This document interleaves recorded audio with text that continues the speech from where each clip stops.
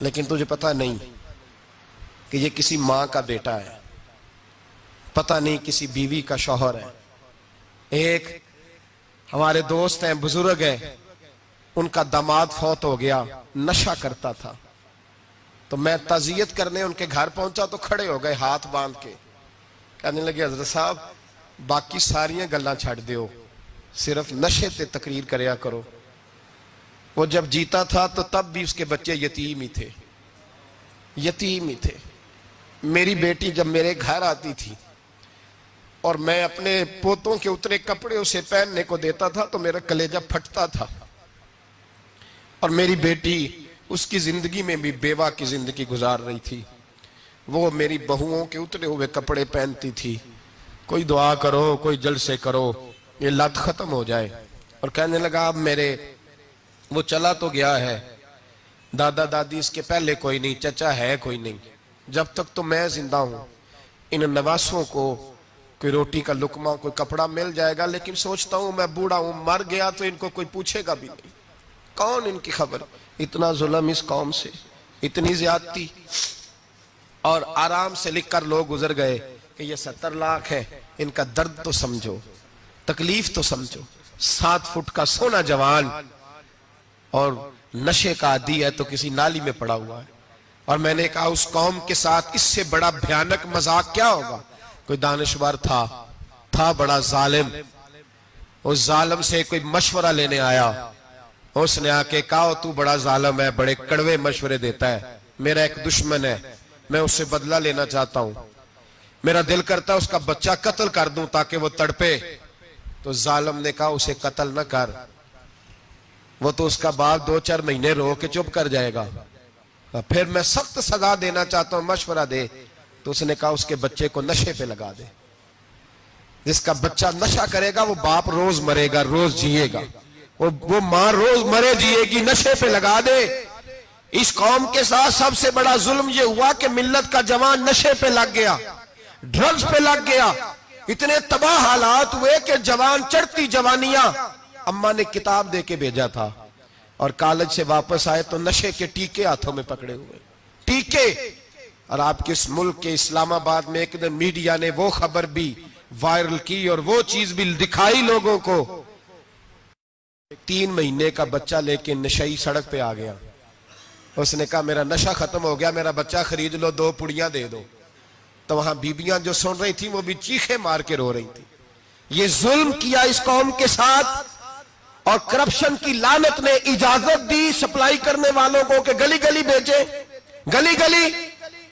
انہوں نے کچھ تھوڑا ظلم نہیں کیا ان حکمرانوں نے، اور ہماری اپوزیشن اس کو نہ صرف اتنا پتا ہے کہ یہ جائیں اور ہم آئیں، اس سے زیادہ کوئی غرض نہیں۔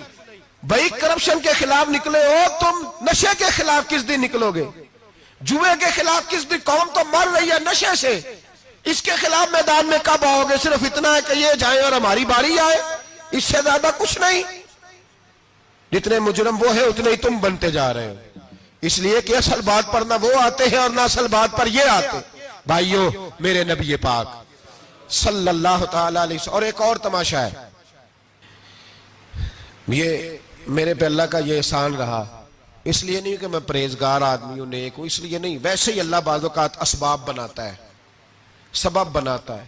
مجھے نہ شراب کے رنگ کا پتہ ہے، نہ اس کی خوشبو کا پتہ ہے، نہ میں نے کبھی زندگی میں دیکھی ہے، یہ کرم ہے میرے حضرت صاحب کا، میں نے نہیں دیکھی، مجھے نہیں پتا کیسی ہوتی ہے، کچھ باتیں میں نے سنی ہیں۔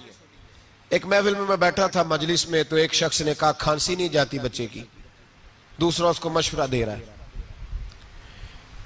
کھانسی نہیں جاتی، بڑی دوائی دیسی بھی فلاں بھی بڑی کھائی، مشورہ دیا اس کو کہ تو اس طرح کر، اس کو نا شراب کے 2-4 چمچے پلاؤ، کہتے ہیں جی اس کو نا یہ پلاؤ تو صحیح ہو جائے گی۔ تو میں نے پلٹ کے اس کی طرف دیکھا، میں نے کہا کوئی عقل کر، کیا مشورہ کرنا؟ مولانا میرا تجربہ ہے۔ میں نے کہا تیرا تجربہ افضل ہے یا رسول اللہ کا فرمان زیادہ افضل ہے؟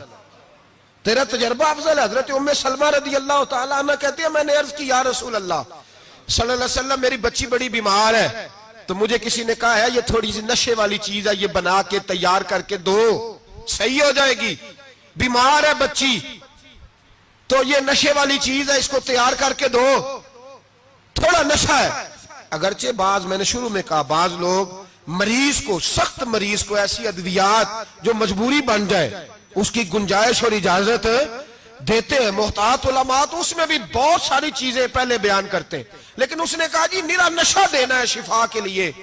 تو حضرت ام سلمہ کہتی ہے میرے نبی پاک نے میری طرف دیکھا، میری طرف. تو میں نے کہا یا رسول اللہ آپ کیا فرمانا چاہ رہے ہیں؟ تو نبی پاک نے فرمایا ام سلمہ کبھی ناپاک چیز میں بھی شفا ہوئی ہے، کبھی ناپاک چیز میں بھی، کبھی شراب اور خمر میں بھی شفا ہو سکتی ہے. شفا رب کریم نے رکھی ہے پر شہد کے اندر رکھی ہوئی ہے، شفا اللہ نے رکھی ہے قرآن مجید میں رکھی ہوئی ہے. تو اس میں بھی کبھی یہ حضور نے بیان کیا ہے کہ اس کے اندر شفا ہو سکتی. تو امت کتنی دلیری کرتی ہے جو یہ مشورے دیتی ہے کہ اس کے اندر نشہ ہے، شراب ہے، تو کھانسی چلی جائے گی تو فلانی بیماری چلی جائے گی.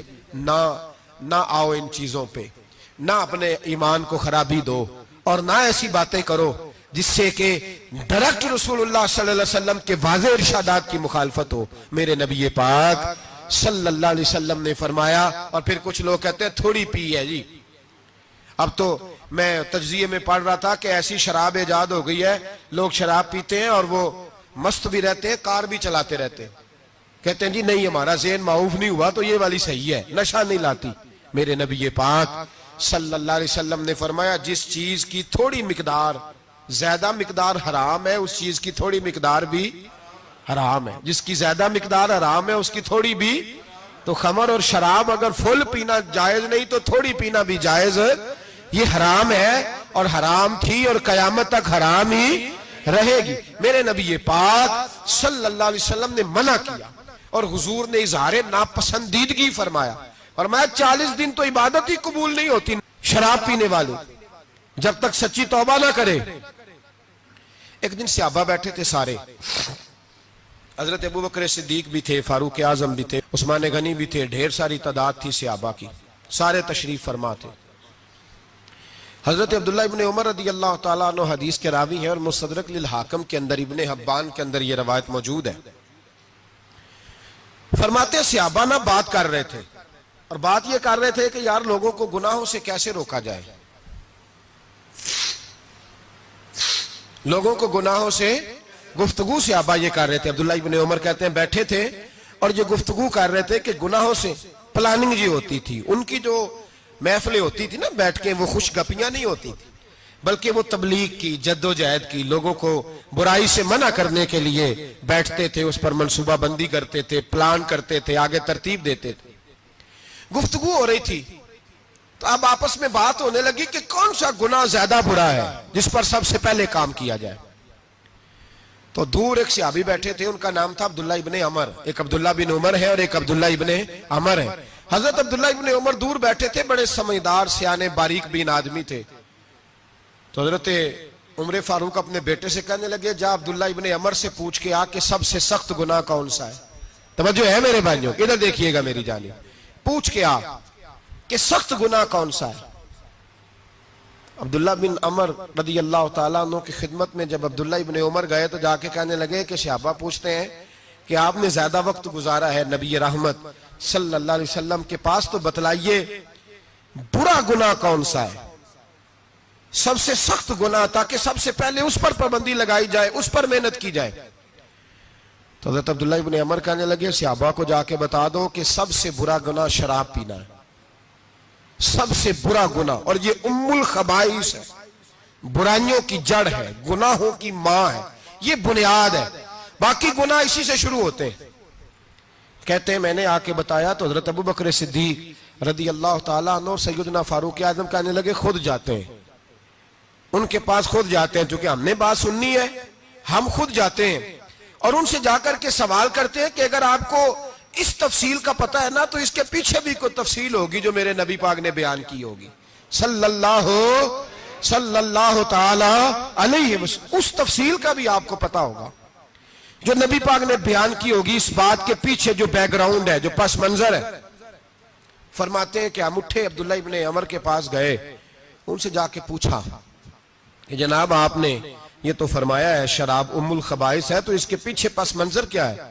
تو عبداللہ ابن عمر کہنے لگے یہ میں نے اپنے پاس سے نہیں کہا، یہ میں نے نبی پاک سے سنا ہوا ہے حضور سید عالم صلی اللہ علیہ وسلم بیٹھے تھے تو حضور نے فرمایا شراب یہ نشہ یہ برائیوں کی ماں ہے.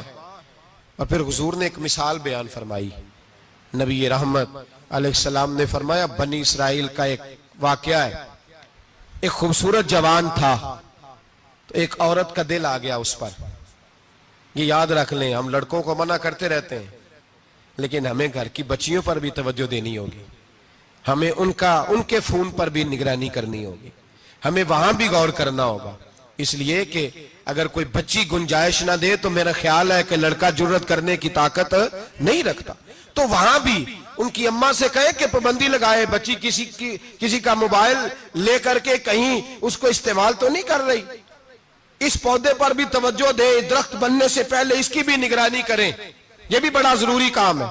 عورت کا دل آ گیا تو نبی پاک علیہ السلام فرماتے اس نے کوئی بہانہ لگایا, کسی کو کہا کہ اس نوجوان کو بلا کے لاؤ, اس کو کہو کہ ہم نے کوئی گواہی لینی ہے تجھ سے. وہ نوجوان آیا, ایک کمرے میں داخل ہوا تو اگلے کمرے میں لے گئے, وہاں داخل ہوا تو اس سے اگلے کمرے میں لے گئی, وہ داخل ہوا تو اسی طرح 7 مکفل کمروں میں لے گئی. میرے کریم رسول میرے محبوب پاک علیہ السلام فرماتے ہیں, صحابہ کو سمجھا رہے ہیں میٹھے لب و لہجے میں, فرماتے ہیں جب سب سے پچھلے کمرے میں لے گئی تو ایک لڑکا بندھا ہوا تھا وہاں رسیوں سے, شراب کا پیالہ پڑا ہوا تھا. اور بی بی کہنے لگی کوئی گواہی شواہی نہیں لینی, تجھے اس لیے بلایا ہے کہ تیرے اوپر دل آ گیا ہے, اب میرے ساتھ منہ کالا کر. تو وہ جوان کہنے لگا نہیں, میں نے اپنے نفس کو پاک رکھا ہوا ہے, میری نظر بھی پاک ہے, دل بھی پاک ہے, اور اس کی برکت یہ ہے کہ رب نے میری روح کو بھی پاک رکھا ہوا ہے, تو میں یہ حرکت نہیں کر سکتا. پاک لوگ پلید کاموں کی جانب توجہ نہیں کرتے, میں یہ حرکت نہیں کر سکتا. اقبال نے اپنے بیٹے کو دعا دی تھی, اس نے کہا تھا حیا باقی نہیں ہے زمانے کی آنکھ میں, خدا کرے کہ رہے تیری جوانی بے داغ, خدا کرے کہ رہے تیری جوانی بے داغ. کہا میرے ساتھ منہ کالا کر, اس نے کہا میں نہیں کرتا. کہنے لگی چل پھر اس کو قتل کر, اس کو میں نے باندھا ہوا. اس نے کہا میں قتل کیوں کروں, میری کیا دشمنی ہے. کہا پھر شراب پیو, کہا میں شراب بھی نہیں پیتا. تو کہنے لگی اب تو میں نے تجھے اپنے چنگل میں پھانس لیا ہے, اب تو یہاں سے بچ کے جا نہیں سکتا, اور اگر تو باہر جائے گا تو میں شور کروں گی, لوگ جمع کروں گی, اس نے میری عزت آبرو پہ ہاتھ ڈالا ہے, تو بچ تو نہیں سکتا, ایک کام تو کرنا پڑے گا. محبوب فرماتے ہیں اس نوجوان نے سوچا کہ زنا بھی بہت بڑا جرم ہے, قتل بھی بہت بڑا گناہ ہے, چلو اب مجبوری ہے تو شراب پی لیتا ہوں. لیکن وہ سمجھا نہ کہ شراب تو بنیاد ہے. اس نے ایک پیالہ جو پیا, کہنے لگا ایک اور دے دو, دوسرا پیا تو کہنے لگا ایک اور دے دو. اب 3 پیالے 3 بوتلیں شراب جو پی چکا تو خماری چڑھ گئی. اب اس عورت کے قریب جانے لگا کہ میں تیرے ساتھ زنا کروں گا. اس نے کہا جب تک میں قریب نہیں آنے دوں گی جب تک تو اسے قتل نہ کرے. اس نے اسے قتل بھی کیا, زنا بھی کیا. تو محبوب فرمانے لگے یہ قتل اور زنا جو ہوا ہے تو یہ شراب کی وجہ سے ہوا ہے. گویا شراب وہ جرم ہے جو قتل بھی کرائے گی, جو زنا بھی کرائے گی.